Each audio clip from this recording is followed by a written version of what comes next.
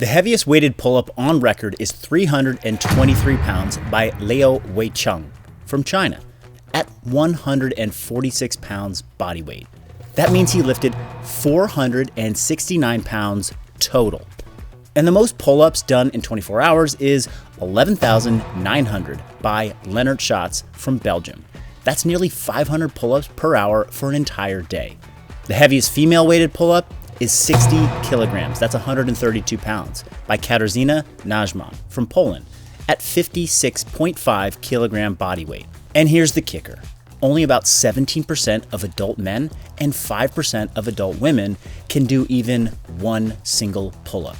The average man who trains can do around 5 to 8 pull-ups, and the average woman can do 1 to 3. So while you might not want to set a world record, you can certainly count yourself as far stronger than the average person with a consistent strength progression. These people are doing it with functional bodybuilding all around the world, and I'll show you exactly how to join them by strengthening your pull-up and your dip too. What is it about the pull-up that's so appealing? A strict pull-up with good form is one of those things that instantly catches people's eye. It's a pure display of relative strength, you versus gravity. But it's more than just impressive. It's a terrific back and grip strengthener. It builds functional pulling strength you can use in daily life. It can even train your core when you brace correctly, and it improves posture and shoulder health when done properly. So let's review some small details that can take your pull-up from good to great if you have a strict pull-up, and if you don't, I'll cover that too. We're gonna be using the Tahoe assisted chin and dip machine from French Fitness today, as well as some other options.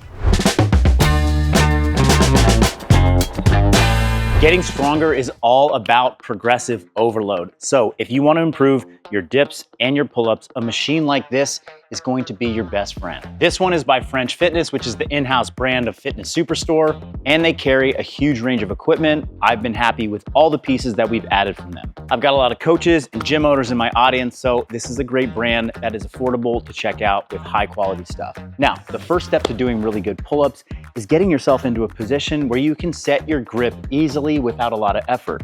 That usually means climbing up onto a step, which is perfect on this machine. I can take a very good grip, get into a good position without having to strain. It's also something you need to be thinking about on a pull-up bar like this.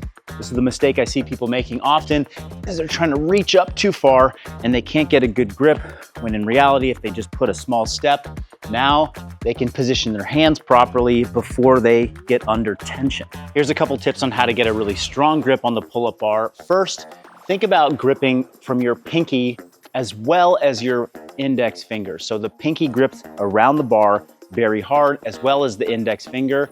And if you do that correctly, all of these knuckles will sit on the top of the pull-up bar. Next, this thumb can actually pinch down on the index finger, giving you somewhat of a reverse hook grip, similar to what you might do on a barbell when you're lifting from the floor. Now, grip strength is a big part of getting better at pull-ups, and sometimes your grip can be a limiter and you want to build some extra volume on your back muscles. You'll want to use things that will improve your grip, like chalk, or in some instances, using lifting straps. This type of lifting strap going around the pull-up bar just like that. I can hold the same grip position that I just showed you without the straps, but with the strap, I get some added grip strength. And then this type of strap just goes around the bar like that. Now, the purpose of using an assisted machine like this is to make sure that you're assisted through the entire range of motion. One mistake I'll see is people not giving themselves enough assistance, and then they start cutting the repetitions short. Make sure that you can go all the way to the bottom and get a full stretch on your pull-ups as well as your dips. One cue I give to ensure that you're getting full range of motion on all of your reps is to add a 2-second pause at the bottom of each rep. So as I come down, I get into a full stretch position and I hold 1, 2, before pulling up for my next rep. The same could be true for your dip. I come all the way down, hold for 2 seconds before I press back up. It's gonna make the repetition harder, but all you need to do is add a little bit more assistance, and I promise you'll be building more strength in those tough, stretched positions. Just a couple more tips for the pull-up. Generally, things we want to think about: keeping your legs squeezed together, your body in a tight, hollow position. And when you pull yourself up, rather than trying to lift your chin, think about taking your elbows and driving them down into your back pockets. As our elbows come back behind us, it lifts our body up and over the pull-up bar. That's what we're aiming for. This action, not lifting my chin. Let's review a couple dip setup tips. First, where should you be placing your hands? A lot of dip bars have this V shape to them: wider, further out, narrower, further up. The wider your hand position is gonna go, the more you're likely to get a stretch in the chest as you're going to the bottom. The narrower they go, they'll keep your elbows in, which will be more triceps and shoulder focused. So depending on what feels best to you, you can go narrow, you can go wide. A good rule of thumb is to find about where the width of your forearm and fingertips are, and that's generally a good place for most people. One thing a lot of people don't know about assisted dip machines like this is that the handles are meant to rotate in and out. So this would be a narrow hand position, this would be a medium, and this would be a very wide hand position. As I mentioned, the wider your hand position, the more it's going to engage your chest, whereas the narrower, the more it's going to engage your triceps. Beyond that, the angle of your torso also impacts which muscle groups are going to get the most engagement. So if I go up and I dip with my torso leaning forward, that will generally put more of the load onto my chest and my shoulders. Whereas if I do a dip and I come straight down, that is going to put more of the stress and strain on my tricep. So vertical for triceps, more forward lean gives you more chest activation. There's a lot of systems out there for progressing your pull-ups. I'm gonna show you a few variations of pull-ups that I've used over the last decade to get hundreds of people their first pull-up. And the first movement that we're gonna practice is the pull-up negative. Like the name suggests, we're only gonna be focusing on the negative direction of the pull-up. So get yourself a box or a step or a bench so that you can jump yourself up over the top of the pull-up bar. Next, you're gonna start slowly controlling yourself down to the bottom. And the most important part of this is that we get all the way down to a dead hang without our feet touching the floor. Hold for 2 to 3 seconds, and then put your foot down. While this lower pull-up bar is convenient for me to show you this, it's oftentimes better to get up on a bench and a higher pull-up bar so that you can get to a full negative position or a dead hang without your feet touching the floor to make sure you're not cheating that bottom range of motion. Starting with a supinated grip, chin up negative, is going to be easier than the pronated grip.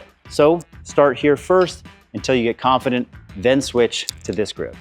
And for those of you just getting started out, that exercise under your own body weight may be too much, and that's fine. You can come to an assisted pull-up machine, jump up to the top, and then slowly lower yourself down to the bottom before standing up and beginning from the top again.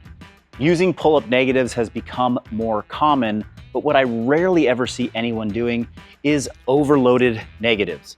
This is a fantastic strength builder, not just for beginners, but for all levels of athletes.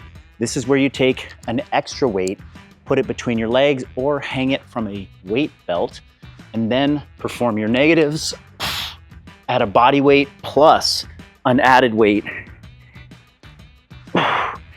And you'll be able to do a weighted negative even before you can get your first strict pull-up. If you don't have an assisted pull-up machine, using a band, you can accomplish something quite similar. Loop the band over the top of the pull-up bar and then around your foot, step in. From there, you can do assisted pull-ups. The difference is that the tension at the bottom is going to be much stronger than the tension at the top. So you're going to get more assistance at the bottom of the pull-up. The second variation of a band assisted pull-up is a little bit safer if you have the equipment and the space to set it up. Inside of a squat rack that has a pull-up bar over it, you can loop a band in between 2 hooks. That way, all you have to do is step on it with both feet, grip the bar, and you can perform your pull-ups like that. Now, some combination of pull-up negatives and assisted pull-ups either on the machine or with the band is going to eventually get you to that first strict pull-up. Be patient and work hard at it. And once you get that first pull-up, here is how you're gonna improve your total volume and number of reps that you can get in a single set. One of the easiest ways to start building your pull-up repertoire is to focus on different grip positions and hand widths. You can start with your traditional medium grip pull-up. You can do a supinated grip pull-up. You can go wide and do wide grip pull-ups. You can try neutral grips if you have a pull-up bar like this. You can do medium grip, wider grip, even wider grip. And you can also practice very narrow hand positions as well. So you just got your first pull-up. How do you build more volume? Something like an EMOM, every minute on the minute, is a great way to start. What that looks like is performing one pull-up every 60 seconds for a set of 10, 12, or 15. Next, you can start working your way down towards what we call cluster sets. That's where you do one rep and you separate it by a defined length of time, like 10 seconds. So the goal is to accomplish 5 reps. You do your first rep, and then you rest for 10 seconds, perform your next rep, rest for 10 seconds till you build up to 5 reps. Doing cluster sets or EMOMs would be a precursor to being able to do 2 or 3 or 4 repetitions in a row without taking a break. Now, something a little less structured and probably more fun is if you have a pull-up bar at home that sits over your doorway. Every time you walk through that door, plan on doing a single pull-up for the entire day. If you don't have access to the assisted dip machine, you can also do a band assisted dip. And my preference is to place a band on each side and then step into it with both feet. This will keep you safe. A common mistake I see is people putting the dip bar too low so that they can't keep their legs straight beneath them, even at full range of motion. Make sure the dip bar is high enough so that you can actually keep your legs straight all the way down till your shoulder passes below your elbow. If you want more or less assistance, you can use thicker or thinner bands. And if you don't have multiple different bands, to give yourself more assistance with this single band, you can just loop it around a second time or a third time, and that will give you more tension to help you out of the bottom. And just like the pull-up, you can perform dip negatives by jumping to the top, lowering yourself down with bent legs, and then putting your feet on the floor, jumping back to the top, lowering down under your own control, pausing at the bottom for 2 seconds, dropping your feet. If body weight negatives feel too difficult, you can of course come onto an assisted machine and use the assistance through the negative before helping yourself back up to the top. And then of course, progressive overload, doing dips with less and less assistance on the weight stack. Let's talk pain management. Elbow pain, check your grip width and wrist position. Shoulder pain, reduce range of motion temporarily and start working on mobility now. Wrist pain, use fat grips or work on wrist conditioning. When in doubt, see a professional. Don't train through sharp pain. If it's more than a 3 out of 10, you need to back off. Plateaus happen, but here is some tips on how to break through them. If you're stuck at 5 reps, do pull-ups 4 to 5 times per week instead of just 2 to 3. You can lower the intensity per session, but increase total weekly volume. You can also try varied rep schemes. Have a heavy day where you do weighted pull-ups in the 3 to 5 rep range. Then have a volume day where you do body weight for multiple sets to near failure. There can also be a technique day. You do pause reps, you do slow tempo work. If you run into a true plateau, a deload week might be in order. Every 4 to 6 weeks, you would reduce your volume for the entire week by 50%. What this will allow is your nervous system to recover, and you'll come back stronger when you pick up your normal intensity and volume of training. And lastly, you have to address any weak links that you have. If you're finding your weak point at the bottom, you can start to do more dead hangs and negatives. If you're struggling to finish the rep at the top, you can do top position holds and also negative chin-ups. And if grip feels like the limiter, you can add farmer's carries and dead hangs to your program. If you want to get this awesome machine by French Fitness or any one of their lineup, then use the code MarcusPhilly at checkout and you get 5% off and you have it in your gym. Want the complete blueprint? I've created a free pull-up and dip guide. It'll include a simple progression that you can follow to build elite level strength.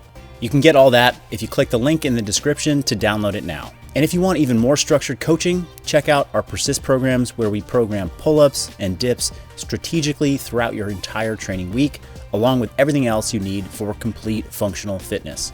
Remember, everyone starts somewhere. 95% of women and 83% of men can't do a single pull-up right now. The fact that you're watching this video means you're already ahead of the game, so let's go to work.